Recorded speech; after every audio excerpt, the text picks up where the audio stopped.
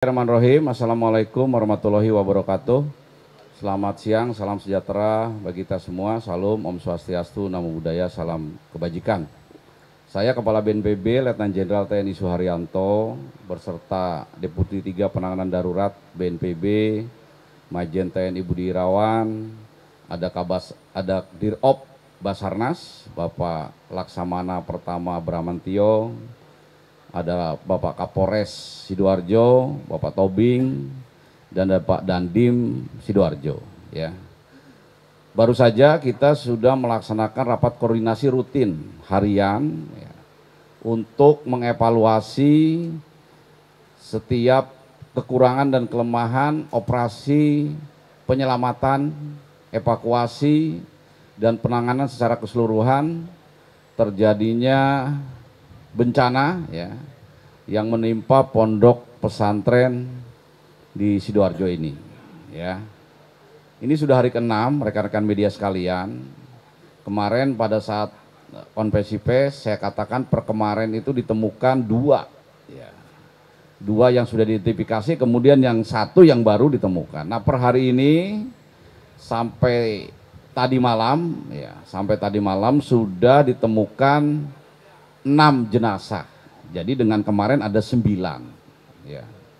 Ada 9 ini tentu saja belum bisa diidentifikasi. Kenapa? Karena masih dalam proses oleh DVI. Butuh berapa prosesnya itu? Nah, ini tadi sudah dijelaskan ya oleh petugas DVI. Ini memerlukan beberapa hari. Beberapa hari karena untuk mengidentifikasi ini ada beberapa metode. Nanti rekan-rekan media untuk lebih jelasnya bisa tanya ke DVI. Tapi yang jelas ini memerlukan waktu. Kesulitannya adalah korban-korban ini masih anak-anak. Jadi dia belum punya KTP, belum pernah punya disidik jari begitu. Sehingga salah satu caranya adalah dengan DNA antara lain ya, DNA. Dan jenazah ini kan sudah masuk pada saat dilakukan alat berat masuk itu sudah 3 hari ya. Sehingga kita semua tahu karena sudah 3 hari tentu saja tanda-tanda pengenalan secara visual ya itu sudah banyak berubah ya. Nah, ini yang mengakibatkan identifikasi ini tidak bisa dilakukan secara cepat. Sehingga per hari ini yang masih kita cari berdasarkan data-data yang ada, yang dinyatakan hilang itu masih 49 orang. Ya, 49 orang. Mudah-mudahan lah ini bisa cepat. Kemudian kegiatan tadi malam setelah ditemukan yang terakhir, ini kita fokus kepada pembersihan secara masif alat berat masuk ke titik yang runtuh. Sehingga mudah-mudahan ya per hari ini akan lebih banyak lagi yang ditemukan. Karena dari tim pencarian pertolongan gabungan ini sudah mengidentifikasi titik-titik mana yang dimungkinkan ada korban ya. Nah, itu yang sudah diidentifikasi sehingga setelah ini secara masif dibersihkan ini bisa segera diambil. Ini juga untuk menjawab kemarin mungkin ada sedikit masyarakat keluarga yang sebetulnya bukan keluarga inti. Kalau keluarga inti orang tuanya itu sudah dijelaskan sejak hari pertama dan setiap langkah-langkah yang dilakukan oleh tim ini semuanya dikomunikasikan dengan keluarga. Dan keluarga sudah menyetujui baru kita bekerja. Tapi kadang-kadang dalam setiap bencana kan ada saja pihak-pihak yang baru datang gitu ya. Dia melihat di lapangan itu kok kurang banyak gitu. Kok kelihatannya nggak bekerja, akhirnya minta masuk begitu. Nah, ini sudah kami antisipasi, kami jelaskan.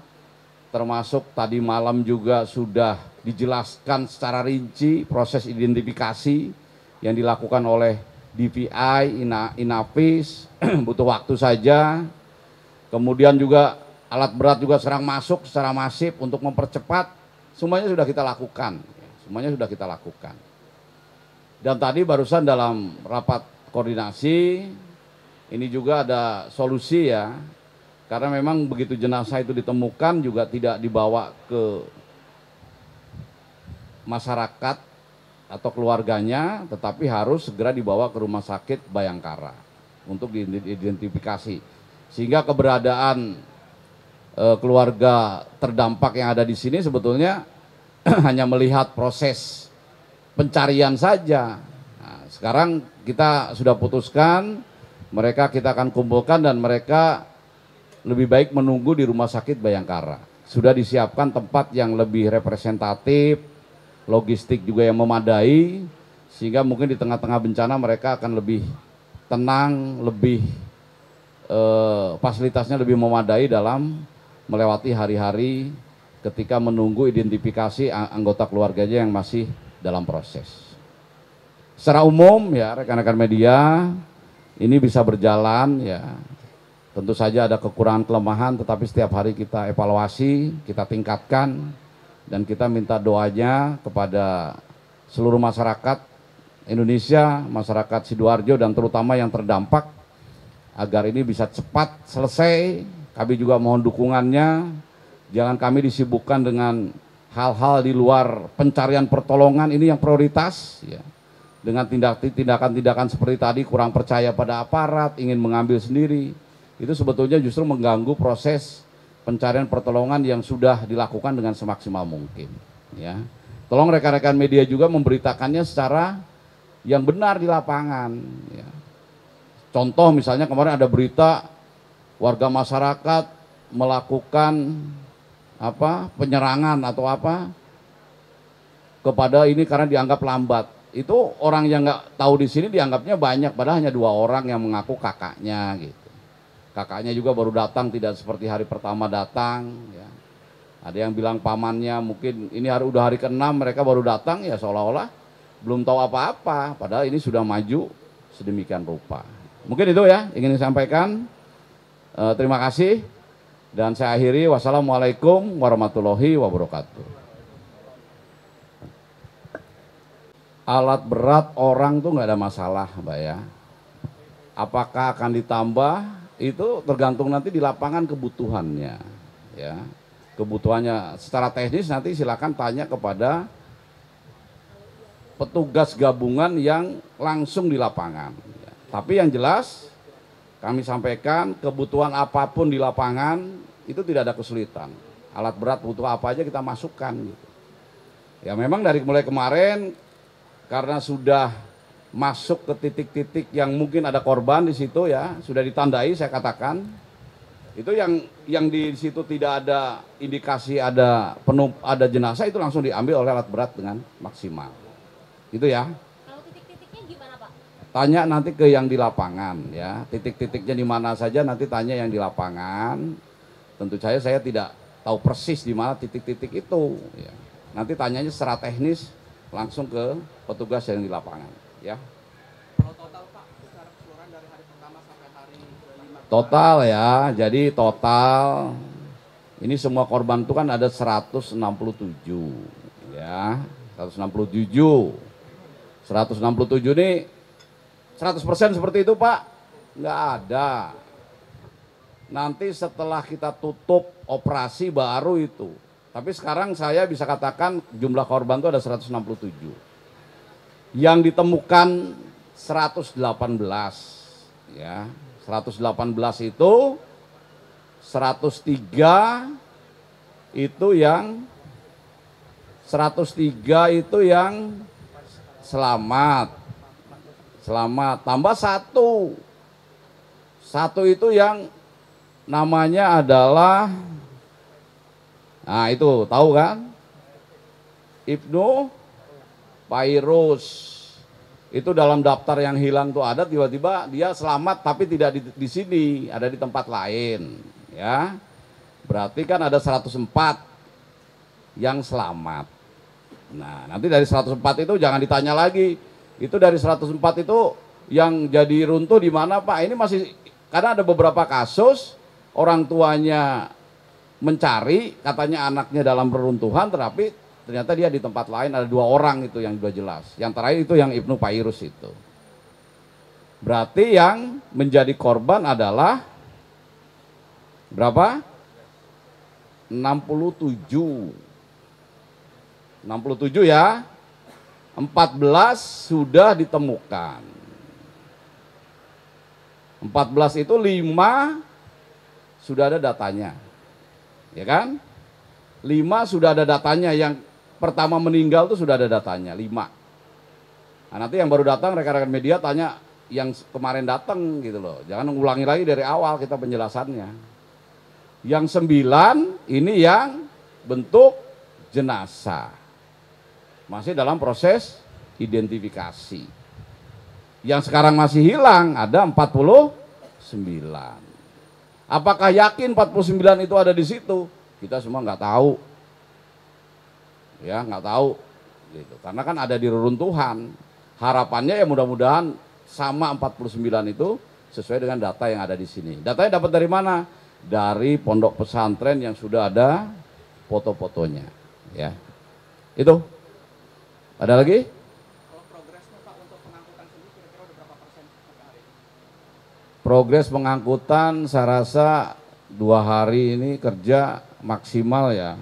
Kira-kira berapa persen Pak Budi? Sekitar 40% lah ya. 40%. Kan ini rekan-rekan media yang tanya nih tiap hari ada di sini itu. Kan bisa lihat ke sana itu. Ini balok-baloknya kan besar. Ya. Mungkin kalau yang di luar sana yang nggak datang itu, ini kok lama sekali ya. Kok 2 hari cuma dapat 40%. Tapi kalau lihat ke sini kan nggak mudah gitu loh. Apalagi di situ ada jasad. Kalau di situ nggak ada apa-apa cepat mudah itu. PU, TNI, Polri, Sipur, ini Polri mendatangkan personil sekian banyak gitu. Tapi kan di situ ada korban. Ya kita sepakat lah. Nggak mungkin kita itu asal aja ngambil. Walaupun sudah meninggal gitu ya.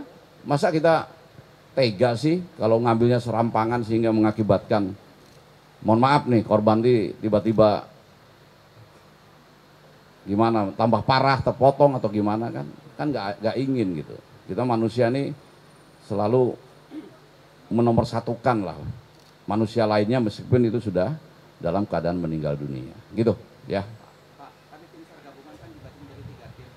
3 tim itu rinciannya tugasnya apa aja Pak? 3 tim itu kan bekerjanya 24 jam. Nah, rincian tugasnya sebagai tim apa nanti tanya ke Pak Basarnas ya. Ada lagi? Kalau berarti prosesnya kalau kemarin 50%, sekarang kurang lebih berapa persen Pak proses pembersihan pembongkaran? Ya itu semaksimal mungkin Mbak, semaksimal mungkin dibongkar itu, semua alat berat di situ. Ya nanti targetnya secepat mungkin ya. Mudah-mudahan nanti 1 hari ini kalau kemarin 2 hari 40% ya sekarang nambah 20 atau 30% lagi gitu.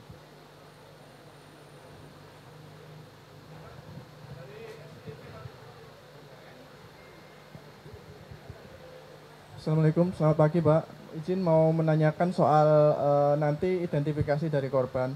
Karena mengingat tadi tim DVM menyatakan bahwa untuk uji DNA itu harus dikirimkan ke Jakarta dan itu kemungkinan 2-3 minggu baru bisa mencocokkan dengan sampel pembanding yaitu orang tua. Nah, apakah ini nanti identifikasi hasilnya baru akan keluar 2-3 minggu nanti, Komandan? Terima kasih.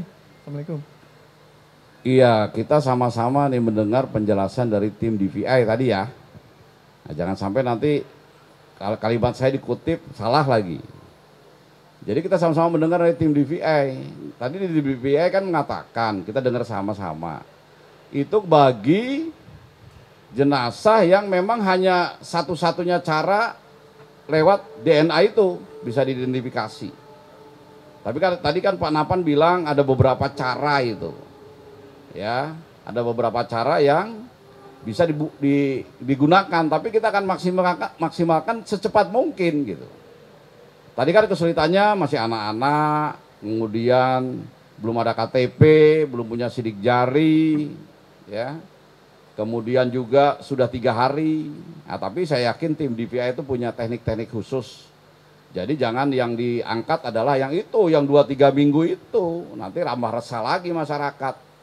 Padahal itu adalah cara terakhir apabila untuk mengidentifikasi itu hanya melalui DNA yang diambil dari orang tuanya.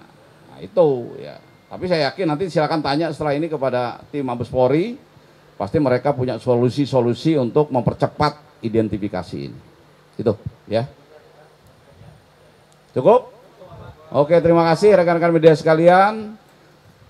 Saya akhiri ya, tolong diberitakan dengan sejelas-jelasnya dan memang secara berimbang. Jangan menimbulkan